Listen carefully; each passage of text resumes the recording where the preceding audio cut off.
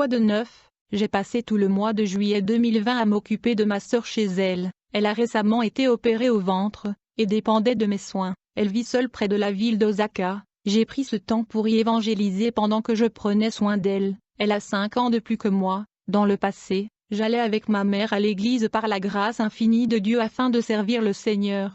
Alors que ma sœur s'était malheureusement détournée de la voie de Dieu dans l'adolescence, car le monde a fini par la séduire. Quand elle a eu 16 ans, elle a commencé à sortir avec un gars du lycée, qui l'a éloignée encore plus de la voie sainte. Maintenant attention à ce que je veux dire, et le 8 juillet pendant que ma sœur dormait, je priais prosternée sur le chevet dans la pièce voisine. Après quelques minutes je me suis endormie en prière, quand tout à coup, j'ai senti mon corps devenir engourdi et froid. J'ai fini par avoir une nouvelle expérience. C'était une expérience extracorporelle. Je pouvais me voir penchée au bord du lit et en même temps j'étais hors de mon corps. Quand enfin un ange est apparu dans la pièce, comme lors de ma dernière expérience, il était couvert d'une lumière qui m'empêchait de voir son visage, sauf ses cheveux moyens qui passaient ses épaules, et il tenait une épée d'or dans sa main droite. Il m'a dit tout de suite: « Vous avez plu au Seigneur par vos efforts et votre obéissance. Je suis heureux de révéler plus de mystères du monde des esprits. » Quand il a dit cela, j'avais vu un grand trou noir s'ouvrir dans le sol de la chambre.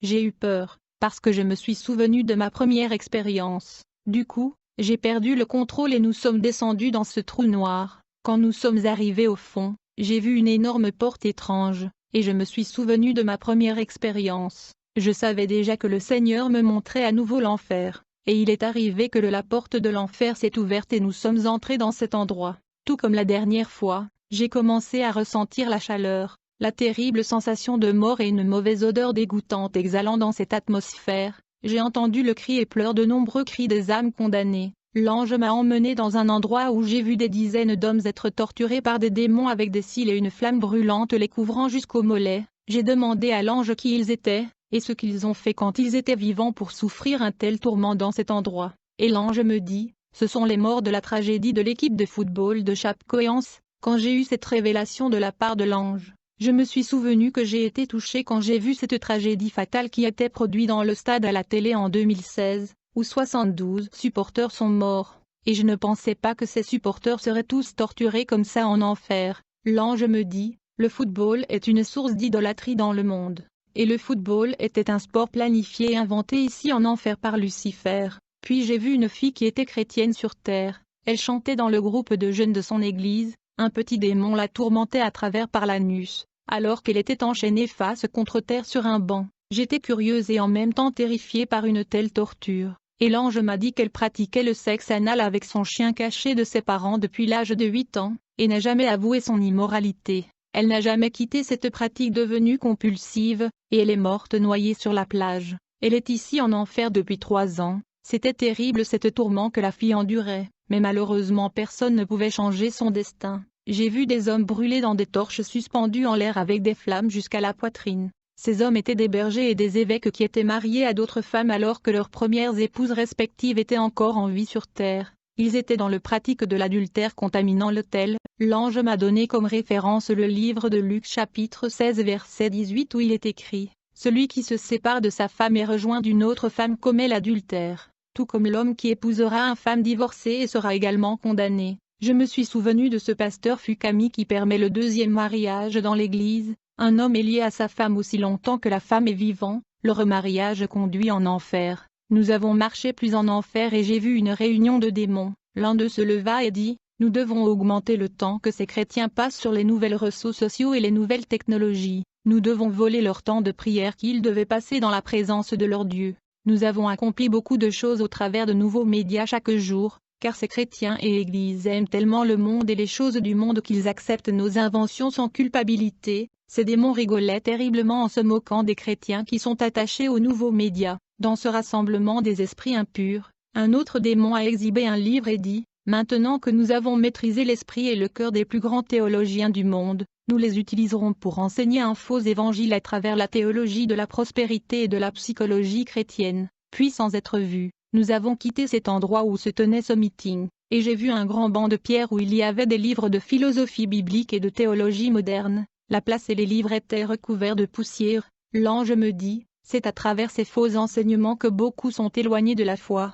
et se sont distancés de la vérité en croyant aux enseignements humains pour nourrir leur ego. Et à ce moment-là, je me suis souvenu de ce que Paul a dit dans la 2 Timothée 4 verset 3, « Parce que le temps viendra où les hommes n'endureront pas la saine doctrine. » J'ai vu des chrétiens qui étaient en enfer pour avoir été trop interrogateurs murmurant contre les révélations que Dieu a données à ses enfants, et ils ont persécuté les serviteurs du Christ, ils ont atteint le point de blasphémer contre l'Esprit Saint en allant à l'encontre des révélations. En enfer ces gens étaient tous déformés à moitié de formes humaines et à moitié animales. J'ai aussi vu des chrétiens égoïstes en enfer. L'ange a dit qu'ils étaient là pour avoir manqué l'amour fraternel, et ils étaient insensibles aux souffrances des autres alors qu'ils étaient vivants sur terre. Beaucoup d'entre eux ont refusé délibérément de soutenir les frères dans le besoin et c'est un péché devant Dieu.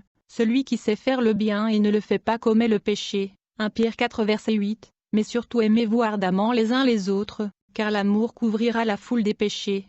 Certains d'entre ces âmes pratiquaient la gourmandise et ont été incapables de partager leur nourriture avec ceux qui sont dans les besoins. Finalement nous avons commencé à quitter cet endroit et nous sommes montés à une vitesse incalculable. Quand cette obscurité de l'enfer a commencé à faire place à la lumière, nous sommes arrivés à la porte du ciel. À ma plus grande surprise, j'ai ressenti à ce moment le sentiment le plus spécial de toute mon existence. J'ai décidé de ne plus retourner sur terre. À la porte, il y avait 2 anges qui gardaient l'entrée du ciel. Les 2 anges rayonnants ont agité leurs mains et nous sommes entrés. J'ai été emmené au paradis de Dieu et j'ai vu de nombreux frères joyeux profiter du plaisir de cet endroit. Quand l'ange m'a montré un homme et il a dit, celui-là était sur la terre un serviteur du Seigneur fidèle à la mort, il a enseigné et vécu dans la sainteté et la justice. Il attend le prix pour ses œuvres à la fin des jours. Cet homme avait une longue robe blanche.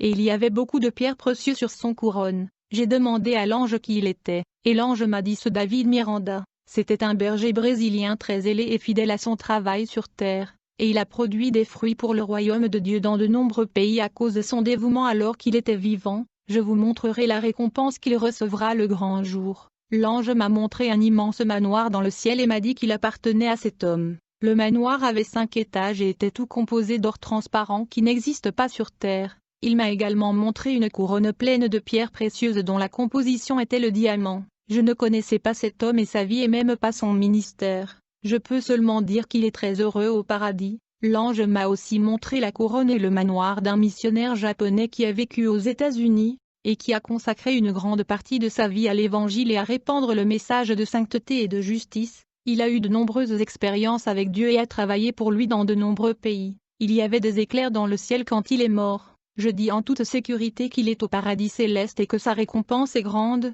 L'ange m'a dit que son fils est toujours sur terre en train de poursuivre le ministère. Il m'a également été révélé que le manoir de ce missionnaire est l'un des plus grands qui existent au paradis. Je n'ai jamais entendu parler de ce missionnaire et même pas dans notre pays et on ne m'a pas révélé son nom. J'ai demandé qu'on me montre ma maison et ma couronne, mais l'ange m'a dit que ce n'était toujours pas le moment. Alors il m'a dit, il était temps pour moi de retourner dans mon corps, et cette expérience devait être écrite comme les autres pour la construction de beaucoup. Et c'est ce que j'ai fait. Nous sommes retournés dans la chambre de la maison de ma sœur, et j'ai vu mon corps dans la même position quand je priais. L'ange m'a dit que je devais me persévérer dans les prières et les supplications en me remplissant de la puissance de Dieu. L'ange me dit, les démons combattent les messages que Dieu t'a donnés depuis le début, ils ont causé beaucoup de doutes dans le cœur de gens sur ces révélations, mais vous devez continuer simplement avec consistance comme un sentinelle fidèle, et à la fin vous recevrez votre récompense en ce grand jour. Après avoir dit cela il a disparu dans la lumière et donc je suis retourné à mon corps froid, et il était déjà 6 heures du matin. Après cette dernière expérience je suis resté malade pendant 5 jours, et c'est ma sœur Asuka qui a commencé à prendre soin de moi car elle s'est déjà remise de la chirurgie, elle s'est sentie plus forte. Une fois que ma sœur s'est occupée de moi en me redonnant rationnellement mes soins pour elle quand elle a été opérée.